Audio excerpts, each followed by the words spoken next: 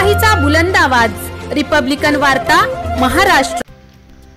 मनमाड नांदगाव महामार्गावर गायीची तस्करी करणाऱ्या पिकअप आणि पोलीस गाडीचा भीषण अपघात। पिकअप गाडी पलटी होऊन 2 बैल आणि 5 गायी जखमी, तर पोलीस गाडीतील हवालदार देखील जखमी। बातमी आहे नांदगाव येथून।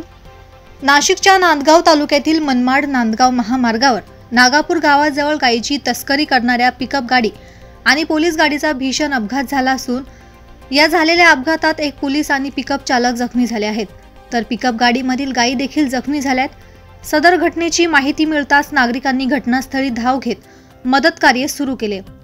याबाबत सविस्तर वृत्त असे की नांदगाव तालुक्यातील मनमाड नांदगाव महामार्गावर नागापूर गावाजवळ गायी तस्करी करणाऱ्या पिकअप गाडीचा पोलीस पाठलाग करत असताना हा अपघात घडला। या अपघातामध्ये पिकअप गाडी पलटी होऊन 2 बैल आणखी काही जखमी झालेत, तर पिकअप चालक आणि हा देखील जखमी झाला असून पोलीस गाडीतील हवालदार हे देखील जखमी झाले आहेत।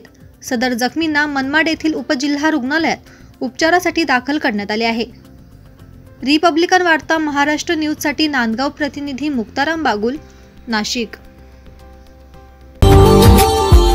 Subscribe now and press the bell icon. Never miss an update.